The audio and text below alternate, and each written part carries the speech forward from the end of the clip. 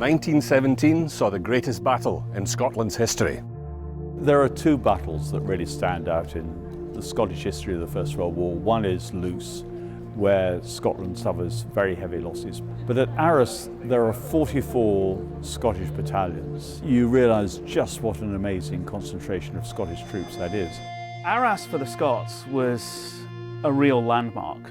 There would never be as many Scots together fighting side by side as there was during the Battle of Arras through the entirety of the war. Highest amount of Scots to die in any battle in the First World War in a single month. I think it was very much an unwanted battle at the time, and I suspect that it became forgotten or misremembered because it wasn't a wanted battle at all. Arras, Scotland's forgotten battle.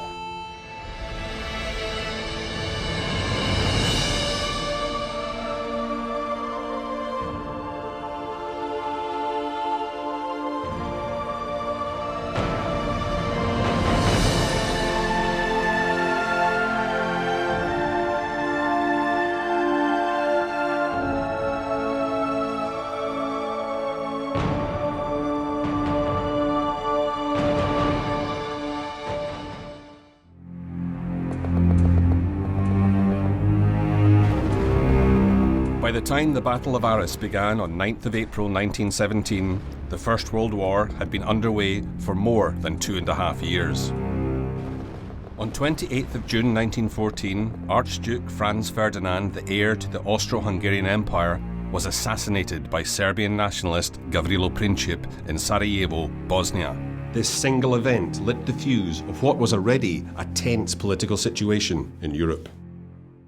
Austria-Hungary blamed Serbia and declared war 1 month after the assassination.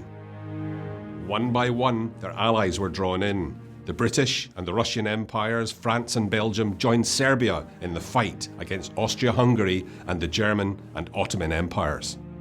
It was the beginning of the Great War, 5 years of industrial carnage that saw 16 million people killed. A war that changed the world forever. In August 1914, Germany invaded Belgium and France, but by mid-October, the conflict had reached a stalemate. Both sides dug in, creating a line of trenches running 440 miles from Switzerland to the North Sea. This was the Western Front. Millions of men died over the next 4 years trying to break the deadlock, but no matter what the armies did, the Western Front remained seemingly unbreakable.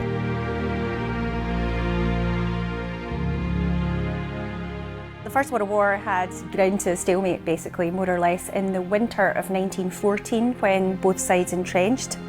Once they had gone to ground and entrenched their positions, it became a static war. So it was very difficult to come out of your trenches and make any advances without huge loss of life. So there were various major set-piece battles on the Western Front to try and break that stalemate.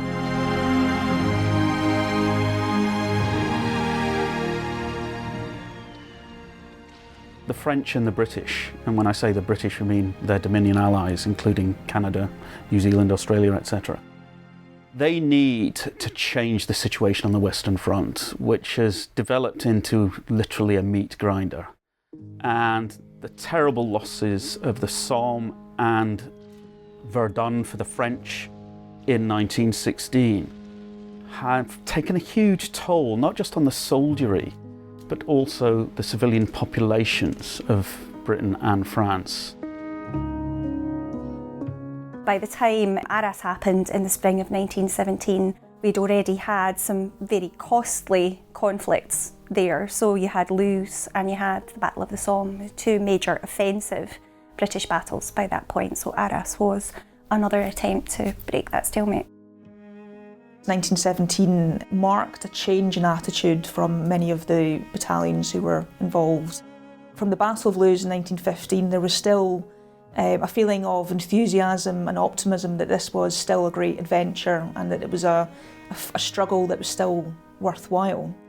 But after the destruction of the Somme, I think by the time we got to Arras, there was a feeling of despondency. less of that optimism and maybe more of the reality of the brutality of war.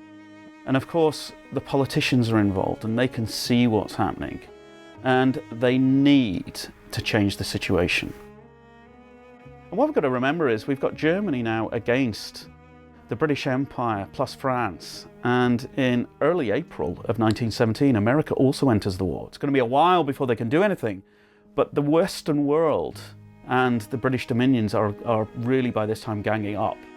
And Germany, being landlocked, and we've got the Royal Navy doing an amazing job blockading them. So they're starting to run out of both human and natural resources. Arras would prove to be a real test of the ability of the Allied powers to coordinate an attack and work together to their mutual advantage. Well, we have to remember that this was a coalition war where the French were the senior partners. They had the bigger army, they had a much more professional general staff at the beginning of the war, but by 1917 things had equaled up. The previous year's main battle, the Battle of the Somme, the British had played a major role in that, and the French had come to understand that the British now were very much an equal partnership. And it was a partnership that would prove key to France's plan to break the stalemate of the Western Front in the spring of 1917.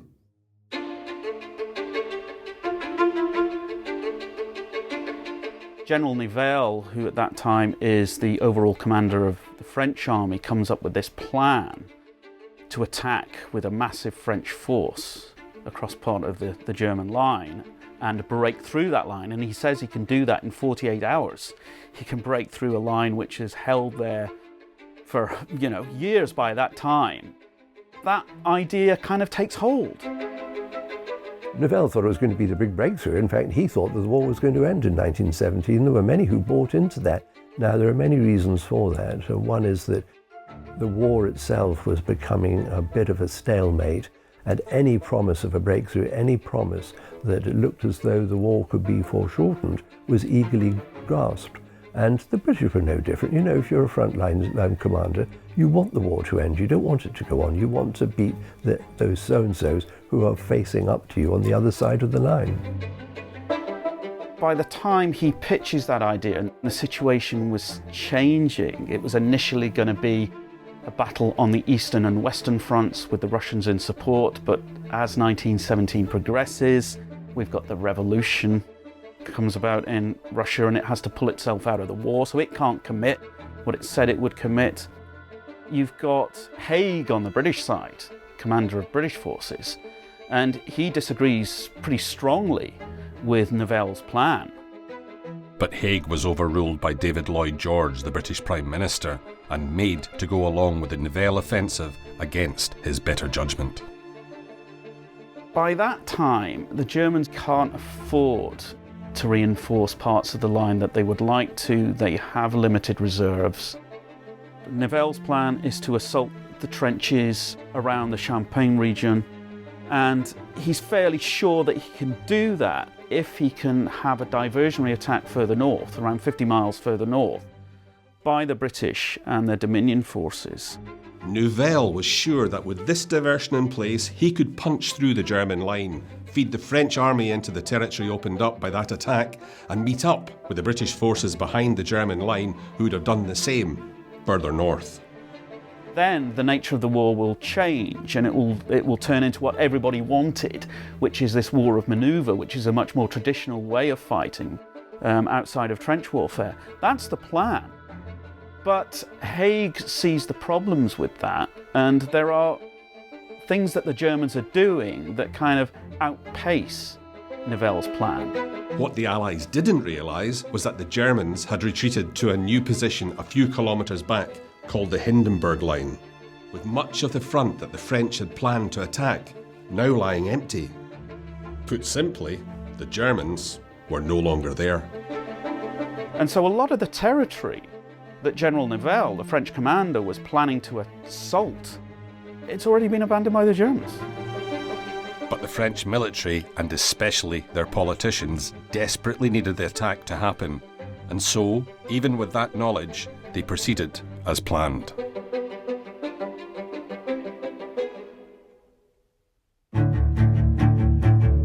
If we look at the makeup of the British Army at Arras, it's 120 battalions.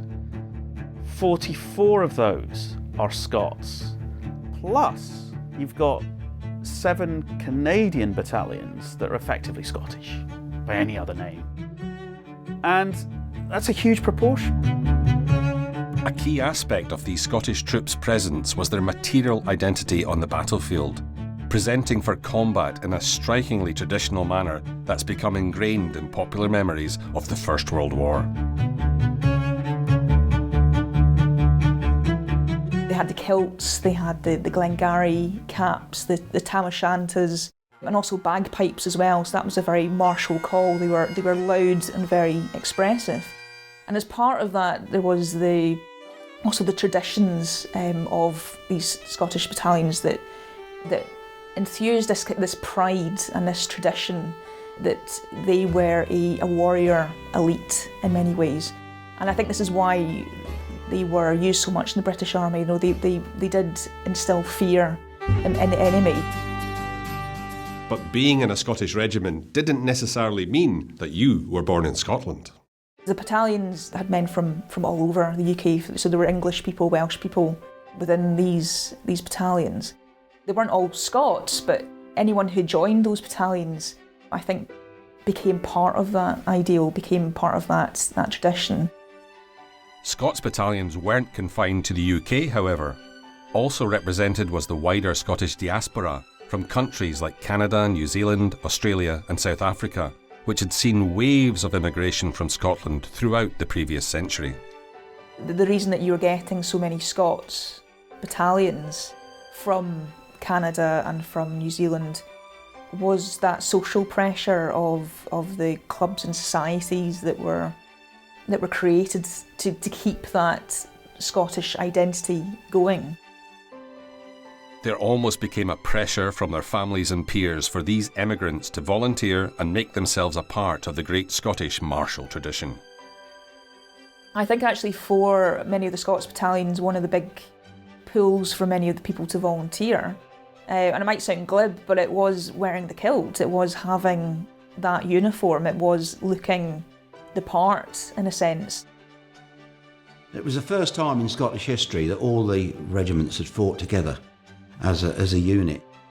Sir Douglas Haig, being Scottish himself, I think was quite willing to use his countrymen to properly prove a point that they were proficient at arms. They were very good at what they do. Enthusiasm, commitment, honour, duty. And there is another thing too, it's been made by many historians, that when it comes to the business of warfare, the Scots are no strangers to that. There's a history of joining the army.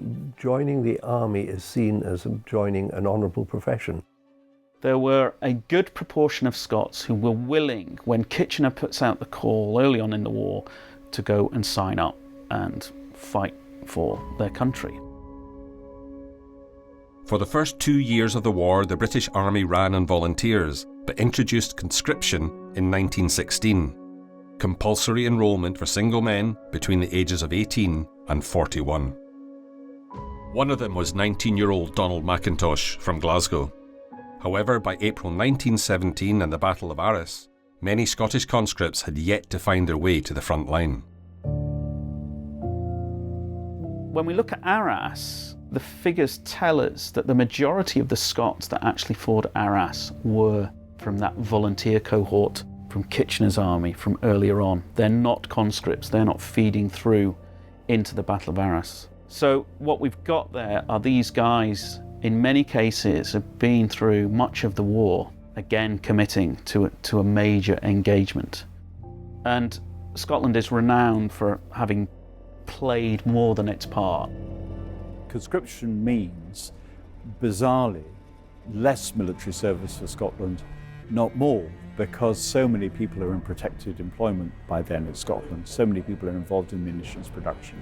And Scotland has a large number of regiments with a great many battalions. Scotland in 1914 is trying to maintain more regiments than its population base can really warrant.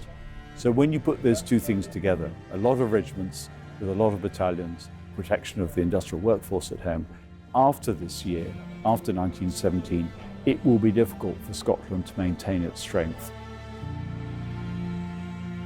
Part of this prospect of eventually running out of men was down to the high levels of Scottish recruitment earlier in the war.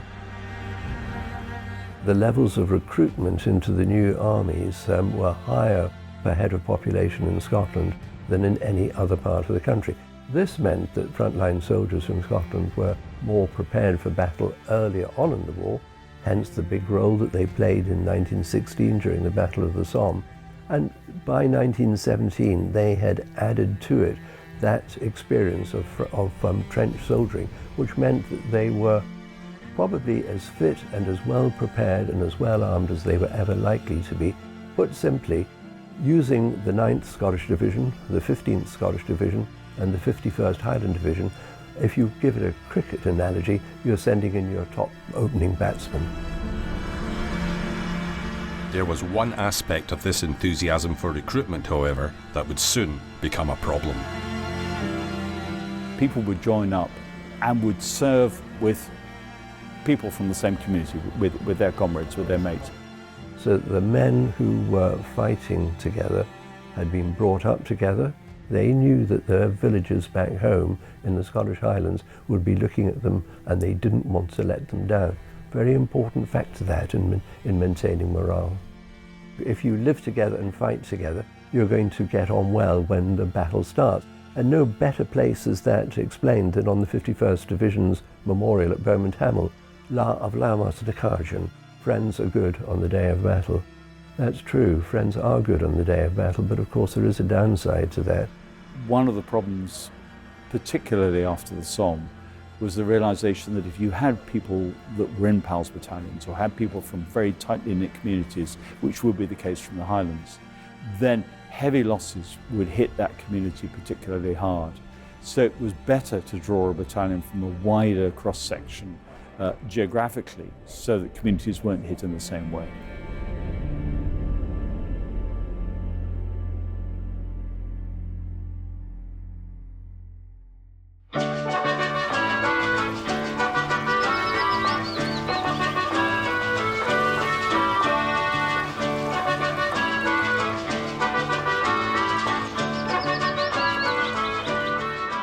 The town of Arras, around 40 miles from the Belgian border with France, was chosen as the site of the British diversionary attack, which would draw German attention away from the lines the French planned to attack further south.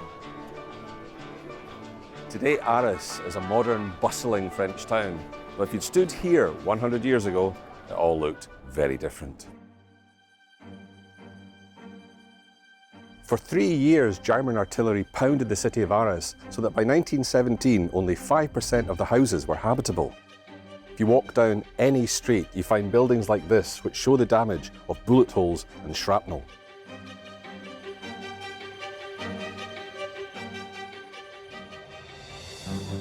Arras did have one distinct advantage as a location for battle though, a series of caves and tunnels underneath the town, which dated back to medieval times and would allow for movement of troops in a way that wouldn't expose them to the wide open spaces of no man's land. The New Zealand Tunnelling Company were charged with the huge task of expanding and linking these underground chambers. There'd been the discovery of caves underneath Arras in the town itself, and they were responsible for joining up all those caves and also driving tunnels out into no man's land, so that the troops, when they came to attack in April, could actually come up in the middle of no man's land rather than trying to break out of the town. So they were doing a very dangerous job because obviously there were enemy tunnels there as well. Fighting underground is a really terrifying experience, I would imagine. It wasn't the first time tunnelling had been used as a tactic in the First World War, but nothing quite like this had been seen previously. I'm visiting Abbey Saint-Vaast to meet Alain Jacques, the director of the City of Arras Archaeological Department. So the tunnels underneath Arras, how old actually are they? The first time it's a Roman. They beginning to build the gallery. He found one quarry, medieval quarry. Another.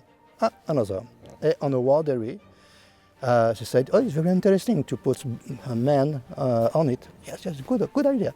And after that, the British High Commander said, now you created a new town under the town of Arras. And you link all the medieval quarry, go to the east, German front. Yeah. So it's possible to down at this place, to run 12 miles.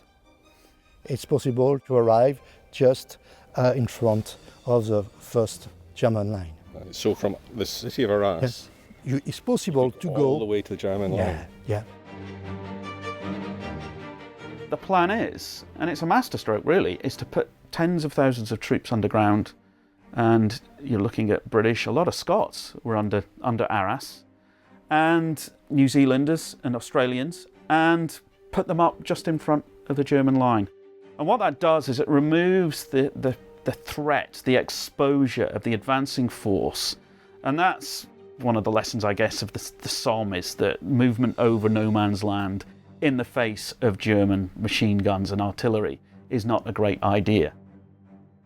With a quarry, it's possible to put 22,000 men in this quarry. It's extraordinary. The same number like the civilian before the war in Arras. Right. The same population under the city. And by this time at Arras all the civilians had left. Yep. So there was nobody above, but there was a city below. The same number. Yes, same that's number. fantastic. Yes. Right.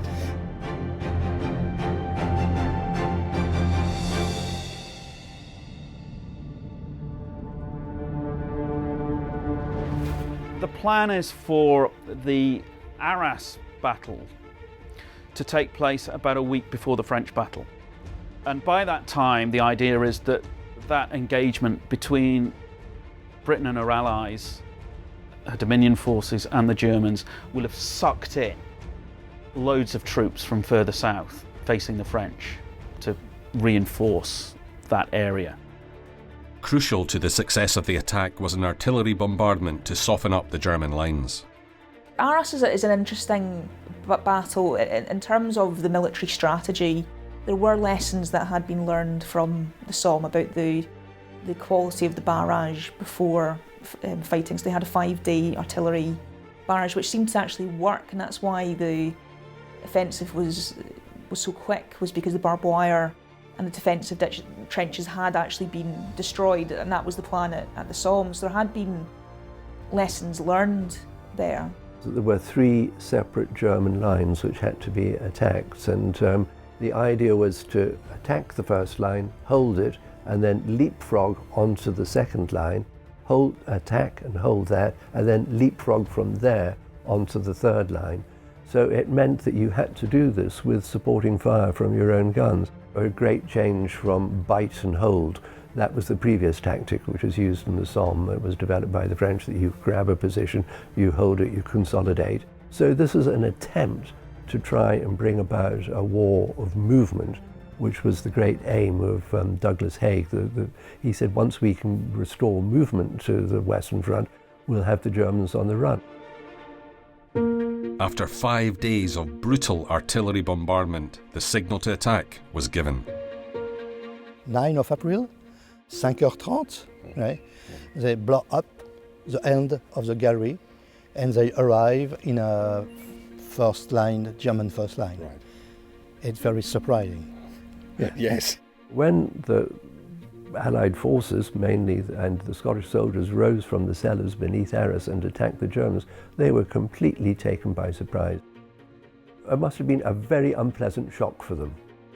It wasn't just the sight of men emerging from the ground that caught the Germans by surprise, though. There were a few other reasons why they hadn't been expecting an attack. It was the coldest winter of the war, the 1916 to 17. Everything froze. And it was unseasonable weather. Sir Douglas Haig wrote in his diary that the weather was against us. It was the unseen enemy, the weather. Not only was the weather absolutely dreadful, snow turning to sleets, turning to snow, and bitterly cold, it was just after Easter as well, and nobody really expected an assault to take place at that particular time. On this first day, it looked like the preparation for the battle had paid off. as Canadian troops stormed nearby Vimy Ridge, clearing a German stronghold that would otherwise have been firing on the advancing British troops.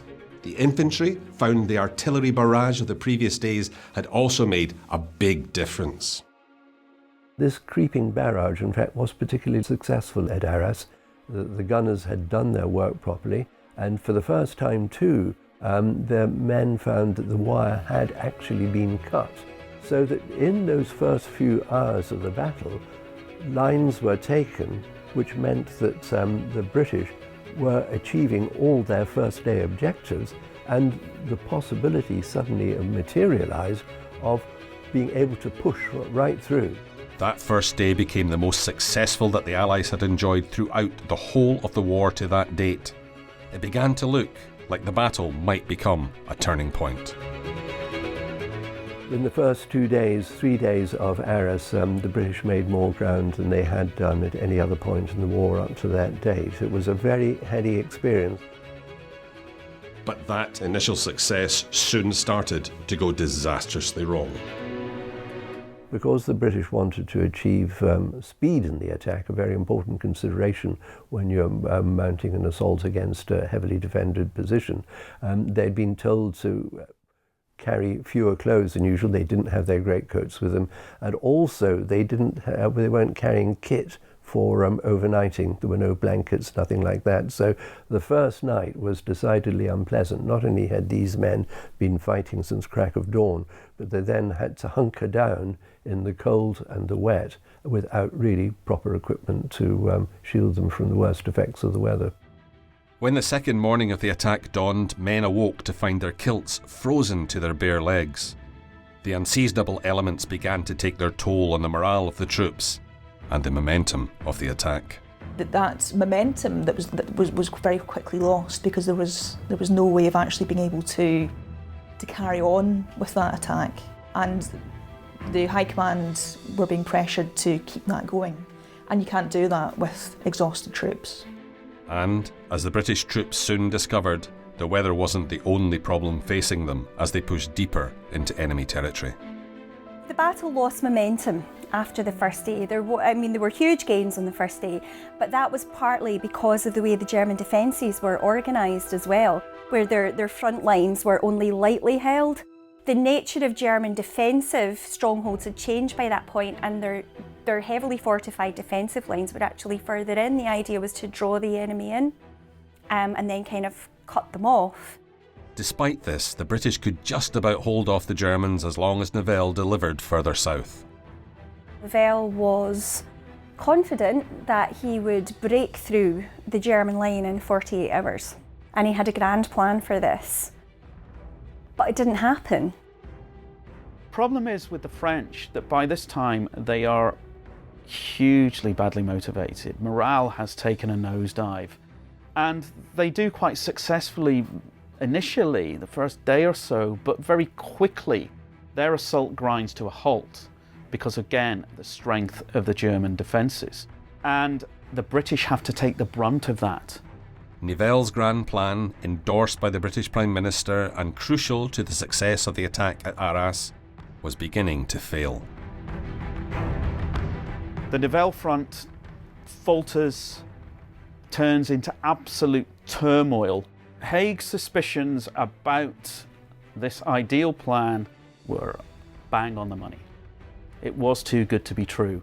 But the point is, by the time he's fully engaged, a week plus into the Battle of Arras, by which time it's already bogged down, he can't withdraw because the French are in real trouble further south.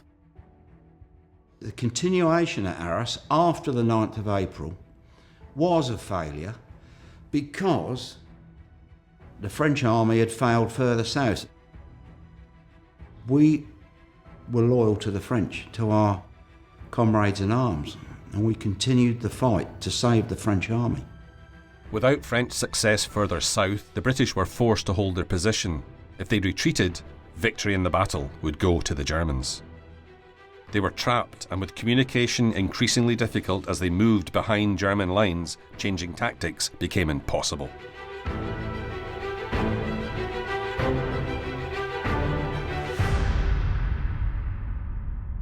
in the noise of battle, the bad weather. There was very little in the way of radio communication. And if you don't know what's going on, you are literally blind. So you're having to plan the next stage of the battle without having real-time experience of what's going on. Combat became more intense the further they got into German strongholds like Roux with its infamous chemical works. The British soldiers were effectively walking into a deadly maze with no way out, and the casualties grew at a horrifying rate. When they were taking out positions like the chemical works, it's very, very difficult to attack that because it's a series of factories and buildings, and there are machine gun nests and there are trench mortars and there's an underground network there as well. So you can't get to the enemy through a barrage. This is an important part of the German defensive philosophy. What they wanted to do was to create strongholds where they could dominate the line. And of course, we've got to remember that throughout the First World War, the Germans had the better ground. And what the Germans did with these strongholds that was very important was to try and channel in attacking troops and then kill them from these strong points using machine gun fire. Not machine gun fire going rat-a-tat-tat firing against attacking hordes. They didn't do it that way. They attacked from the side. It's called enfilading. You got the British troops into a position where you could hit them from the side. The machine guns opened up from both sides of the battlefield and caused terrific casualties. As the battle wore on and the initial successes were lost, the British casualties grew and grew. It's possible to see on a landscape. At the beginning, the 9th of April, you found a grave alone. 1 day here, 1 day here, 1 day here. And the 2 or 3 days after the beginning, you found big graves. Yes, because the first day of the battle, there are no more casualties, but after the change. The battle continued for 39 days, becoming yet another killing field as the British struggled to hold the ground they'd already achieved. Both sides fight themselves to a standstill. It's attrition, and it becomes a battle of attrition. Everybody that wrote about it at the time, contemporary writers, wrote it was the most savage infantry battle of the war. John Buchan, who was a historian of the 15th Scottish Division, wrote it was the heaviest fighting yet seen by the division. So that tells us it surpassed anything they had done on the Somme, anything at Ypres, and many soldiers that remembered Arras said it was the most ferocious infantry battle of the Great War. After such a promising start on 9th of April, the battle was eventually called off on 17th of May 1917. It had become a protracted stalemate that made little advance on those initial gains at massive cost. Over the course of the battle, daily losses on the British side alone are in excess of 4,000 men killed and wounded every day. Compare that to the Somme. The Somme is around about 3,000. Arras, on a pro rata daily basis, was bloodier than the Somme. By the end of it, you've got 159,000 casualties on the British side. A third of those are Scots.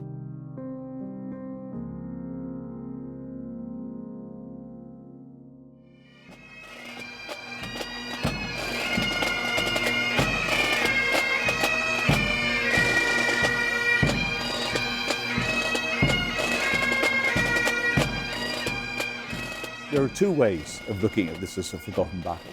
The first is, it is a limited offensive. It's not a major British offensive in the way that the Somme is intended to be a major British offensive, or indeed Third Ypres later in 1917. Arras is planned as a subordinate offensive to help the French.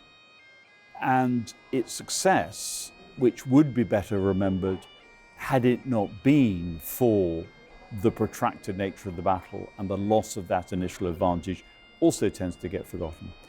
Though Arras's failure to seize the popular imagination in the same way as the Somme or Ypres is undeniably a part of its relative obscurity, there is also a much more straightforward logistical reason for this. When tourists come from Britain, they go to Ypres or Ypres first. It's closer. It's easier to get to. It's on every school trip's tourist trail. I mean, many of them will come here too, of course. Arras is a logical centre for understanding the British Army in the First World War in France, just as Ypres is the logical centre for understanding the British Army in Flanders or in Belgium. So it should be much more on people's itineraries and much less forgotten for good practical reasons.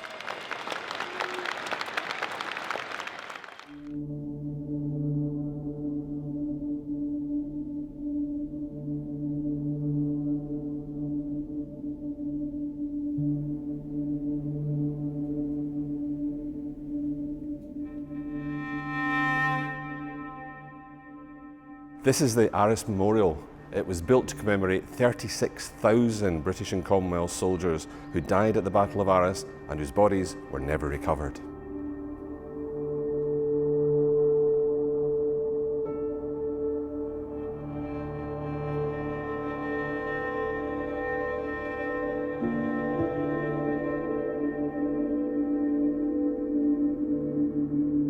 It's estimated that 18,000 Scottish men died at the Battle of Arras. There were what were called grave registration units, and their job was to mark and to record the burial places of soldiers from across the British Empire. So not just from Britain and Ireland, but from Australia, from Canada, and from many other places as well. They began to formally mark and record, to log the burial places, also taking photographs for relatives who'd written to them, wanting to see a picture of the final resting place of their loved ones. Then after the end of the war, they created the cemeteries that you see here today. These acts of memorialisation that followed the end of the First World War were unprecedented. Never before had a country, or a group of countries as it was then, had come together to create and to commemorate people equally. The really significant decision that was taken was non-repatriation. So the bodies wouldn't be brought home, they'd be left lying together as the men had served together and died together. It was felt that they should remain at peace together. But it wasn't without controversy. There was a lot of debate about the way that commemoration should be done. So there was a lot of political work that had to be done to convince people. The chairman of the commission was the Secretary of State for Defence, and after the end of the war, it was a man called Winston Churchill. And you couldn't have asked for a better orator, a better politician to sell the idea of creating the cemeteries that we know so well today. While grand sites like the Arras Memorial might get the most attention, they're far from the only reminders of what happened here.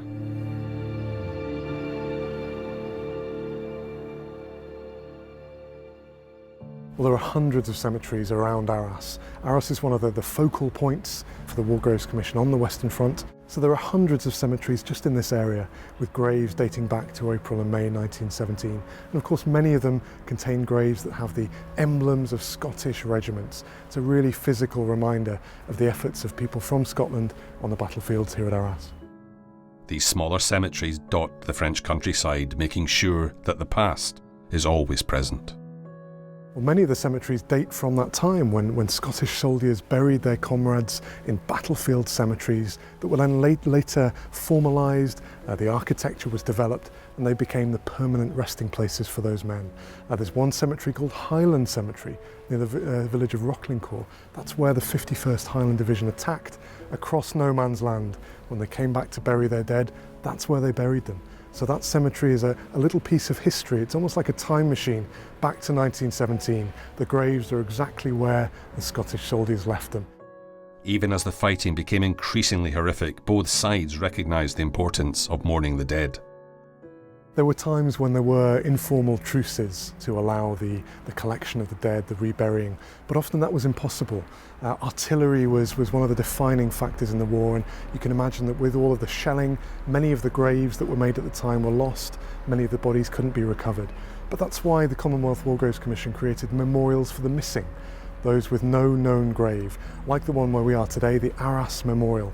35,000 names here of those who died around Arras and have no grave. Many of them, of course, from Scottish regiments and Scottish units. So this is a really significant place for Scotland and for the whole of the British and Commonwealth forces who fought here 100 years ago.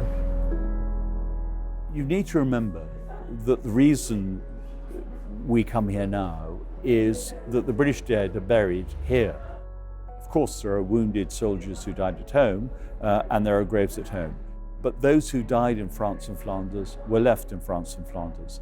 And so from the war itself, families want to come to visit the graves of their loved ones. And it's not just bereaved families who come to visit the graves of those they'd lost. It's also regiments returning to the ground that they served on. My grandfather served in the land of Scottish. I know they came on a regimental tour in the 1920s to go back and visit where they had been. This, however, wasn't necessarily a privilege afforded both sides. I think for Germans it would have been very difficult to come here in the 20s, partly of course because of the memories of occupation, because they were invaders, but also because the graves were handled very differently. Mass graves in many cases. If you go to German cemeteries, a single headstone will often account for more than one body, several bodies in fact. And we have the presence, we Britain have the presence here, because a grateful French people and a grateful Belgian people gave us the ground. You know, they say, you came to defend our countries, and the least we can do is give you the ground in perpetuity in which your dead are buried. For the Scots soldier, we found so many photography of this regiment in all Arras, and here in Abbaye Saint-Va, it is a billet for the Scots. Yes. Their soldiers. billet, yes, A billet. Yes. It's a so billet. they actually stayed here. here. And we found so many graffiti about the time of the soldier is here. And on the battlefield, we find so many bodies of Scotch guys all along the battlefield of Arras. As you're doing your work, your research, your excavations, you're finding the remains of Scottish soldiers all the way across the battlefield. Yeah, because now the town of Arras grow with a new factory, a new road, and 2,000 hectares. And we found, every year, we found 10 or 20 bodies. Wow. German, French, Scottish, British. Yes. Uh-huh. In all the fronts, Western Front. 600,000 men without never weight. found. Yeah. Right, but you're finding them. Yeah. Oh, it's very strange because I am an archaeologist and I dig every day Roman, medieval or something. It's a technical geste. C'est un geste technique, technical geste. Yes. But for the First World War, it's very, very different because you know this guy is young, 20, around. Maybe you have the name. Maybe you have a photography. It is not the same échange, with the skeleton. It's much more real. Oui. Because you know the person. En français, on dit c'est une charge émotionnelle forte. Some of my guys don't want to dig First World War graves. That's very understandable. So near, trop proche. Yes. It's okay for Roman, medieval, no problem. Long time ago, but for the First World War, say his grandfather. Yes. Yes. But that's the most fantastic Too find. close. Yeah, to be able to bring the sons, the grandsons, all these people together and complete the story for a man who was lost on the battlefield all that time ago. It's the first time for an archaeologist to do his job completely. Oui. Yes, I suppose you complete the whole thing, yes. Which happens very rarely for archaeologists. So, no, that is absolutely extraordinary. My name is Melissa Roger. I'm here with the Army Cadet Force. My great-great-uncle died in the battle. He was a private, Samuel Loudon Roger. He died of wounds during the Battle of Arras. He was only 22, which is only 8 years older than I am now. It's unreal to imagine how bad it actually was because you weren't there at the time. So it's hard to imagine how bad it was for the people involved. I feel they gave up their life to fight for our country really, and it wouldn't our country would be completely different now if they hadn't done that.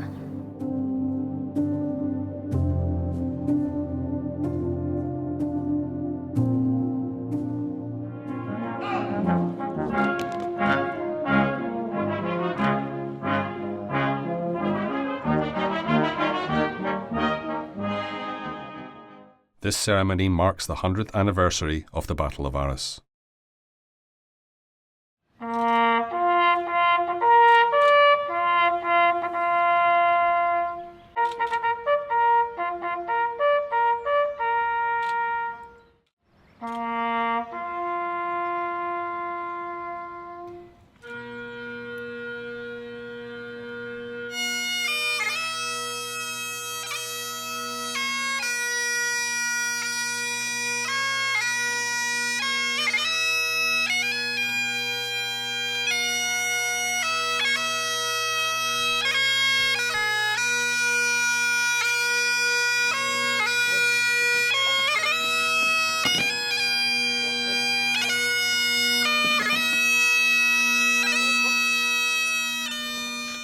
The school children taking part are barely younger than some of the soldiers who would have fought in the battle.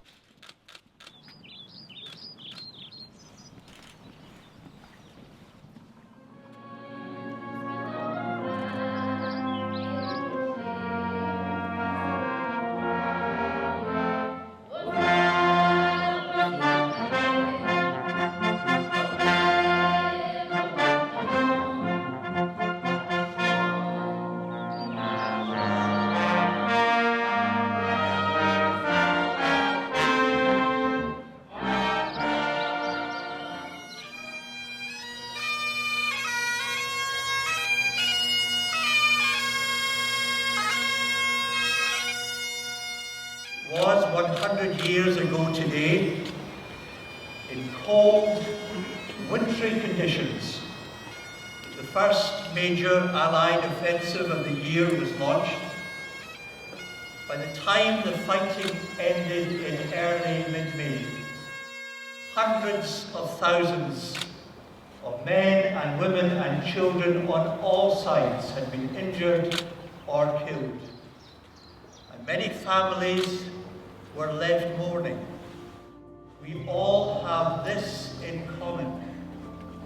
We owe an enormous debt of gratitude to the young men who dared all and gave all in the battles fought in and around this town. This is such a very sad sight. You think of all these young lads, some of them not so young, who stood up for their country and died for it. Alistair Hutton is the narrator for the Royal Edinburgh Military Tattoo. His grandfather was severely injured at Arras. It wasn't a clear, easy, decisive win that said that finished the war. It was all part of finishing the war. Every little step they took was a step towards eventual victory.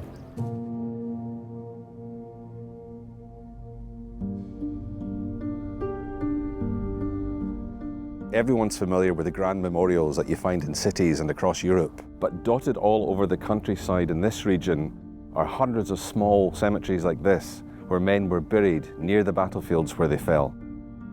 There were many acts of bravery, but perhaps one of the bravest took place on the 11th of April 1917. Donald Mackintosh was serving with the 2nd Battalion Seaforth Highlanders at the Battle of Arras when they were ordered to attack the German trenches. The problem with the attack of the 2nd Seaforth, it was made at midday in broad daylight. The plane was covered in snow and they were marched up a sunken road, and they first got their orders on the way up the road and then they had to be scribbled out by the company commanders. They were handed to them by runners. And it was a fair cock-up by the British command. They were in full view of the Germans. The 2nd Seaforths had to leave the sunken road, form up in no man's land and advance about nearly a mile to the chemical works across an open plain which even today is devoid of any cover whatsoever. There were no shell holes, there were nothing they could hide, no bushes or trees to hide behind. A long line, as described by one eyewitness, a meagre line of Celts advancing, and he said, and the end was certain. As lieutenant, it was Mackintosh's job to lead the attack from the front, and that is exactly what he did.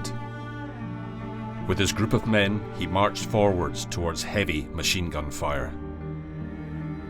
And it was a fluke in a way that, through his sheer determination, that Donald McIntosh got as far as he did. One of the eyewitnesses was an officer who lived in Manchester who told me that I lost many good friends that day, including Donald McIntosh, the bravest man I knew. McIntosh showed incredible bravery. After being shot, he got back onto his feet and commanded his men to keep going. Eventually, they reached and cleared a German trench and repelled enemy counterattacks. Then Lieutenant McIntosh was hit again. He was dragged to safety and propped up against a dugout where he continued to direct his men. Limping painfully, he gathered and led another group of men forward. He was then shot again. He tried to get back up but was too weak from losing so much blood. Even in his dying moments, he still gave orders to his men. As they tried to aid him, he ordered them away. Through my research, I've found nowhere greater the intensity of the fighting in that square mile for the chemical works. It was the highest proportion of Scots to be killed in a square mile. The largest cemetery in that area is Brown's Copse, which is it's actually on the border between Rue and Fampu, the village. And there's 2,100 graves in there, of which 800 are unknown. It's really a series of mass graves. Donald McIntosh was brought in by the burial officer of the Argylls. And this is his final resting spot here in the Browns Copse Cemetery in Fampu. Lieutenant Donald McIntosh, VC, Seaforth Highlanders, 11th of April 1917, age 21.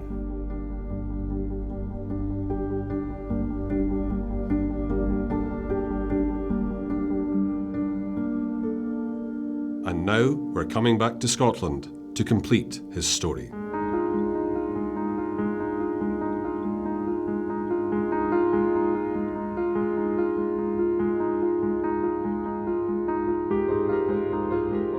Fort George near Inverness is currently home to the famed Black Watch, but it also houses the Highlanders Museum, Scotland's largest regimental museum outside of Edinburgh. Amongst its collections is an array of artefacts and archival material belonging to the Seaforth Highlanders, alongside many other fascinating objects from throughout Scotland's long military history.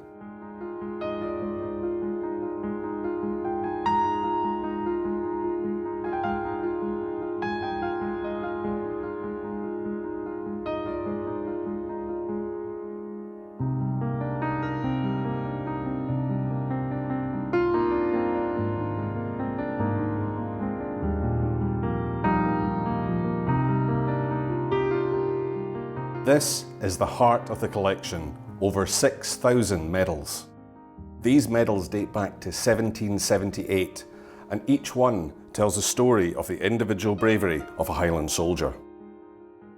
The story behind each and every individual medal in this collection is both fascinating and inspiring, but we're here to see one medal in particular, the Victoria Cross awarded to Lieutenant Donald McIntosh. Here we have his dress sporran, his regimental cap badge, and his medals, but most importantly, his Victoria Cross. The highest honour Britain can award any citizen. This is the regimental war diary that tells the story of everything that happened that fateful day, 11th of April 1917, when Lieutenant Donald McIntosh won his Victoria Cross. These are the official orders that were given that day. At 0 hour, which is 12 noon, Seaforth will advance on a 3-company front and capture their objective. The courage which Donald McIntosh showed was absolutely supreme. He was wounded twice before he was fatally wounded. On each occasion, although wounded in the leg at first and then wounded again, he moved forward. 100,000 Scots died during the Great War. There will have been many, many, many more acts of bravery which we don't even know about.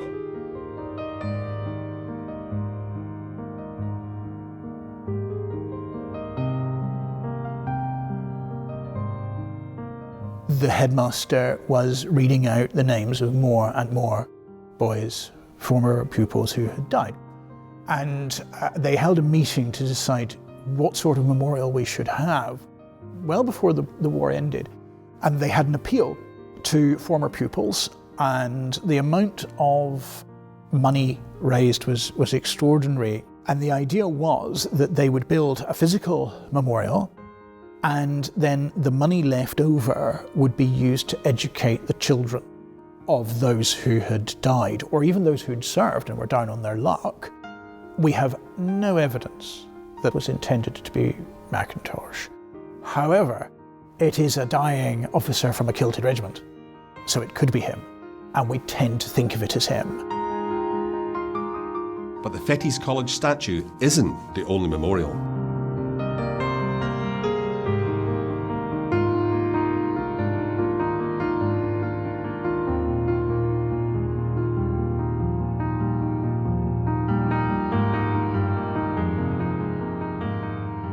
There's no glory in war, it is a tragedy, and we must go on remembering it now and in the future so that we do not go and repeat the terrible mistakes we've made in the past in attempting to solve our problems. He's someone I would have dearly liked to have known what he was like, his both pride but his immense humility.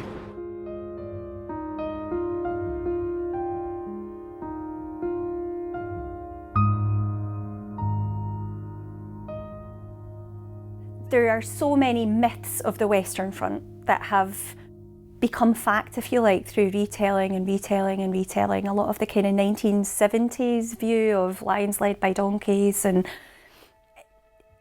Arras doesn't really fit with that. Even if on the surface it doesn't sound like it, it is an important turning point, because you've got those lessons from the dreadful losses at the Somme and Verdun in 1916. You've got the changes in tactics, both by the defenders, the Germans, and the attackers, the Allies, certainly the British. Put into play, but not fully formed and still error-laden. We have communities, people who are forming these diasporas, people who are immigrating to Canada, immigrating to South Africa. And then suddenly, maybe a generation or even years later, they're brought back into this pan-European war under a different identity, but still holding that Scots identity. And I think that's something that's very poignant, is that people wanted to go and make a better life for themselves, but came back to fight for a sense of loyalty, patriotism, not only to their new country, but to their old traditions. How Scots, and indeed how the soldiers of any nation remembered the First World War, changed over time. If you survived that war and you came back, perhaps with feelings of disappointment, but very often in the early 20s with feelings of victory, of having, the war was won and you came home. And then, of course, things went wrong. The slump, the Second World War, the Cold War. The longer you lived, the more the sense that this was something that maybe was wasteful, was futile, hadn't delivered, impinged. But that isn't necessarily how it seemed at the time. I mean, the reactions are much more confused at the time, and the war seemed much more necessary. It shows what a group of men can do when they're united in common cause. It shows what can be done when people are well led, when they have the proper equipment, and when they have a cause for which they want to fight. In this case, the defeat of Germany and the creation of what everybody hoped would be a better Europe. Now, it didn't turn out quite like that, but that doesn't obviate the skill, the courage, the dedication, and the bravery of those young men who went over the top on the 9th of April 1917 to begin one of the greatest battles on the Western Front. The Scots who fought here certainly fought a good fight. In the narrowly tactical terms, they fought a good fight, but they also fought a fight that they thought was worth fighting, the vast majority of them. And we need to honour that and remember that. The courage and the determination and the grit of those young men that fought it. Not just the Scots, all of them that fought it on both sides. It should never be forgotten. And if we keep telling their stories, they never will be.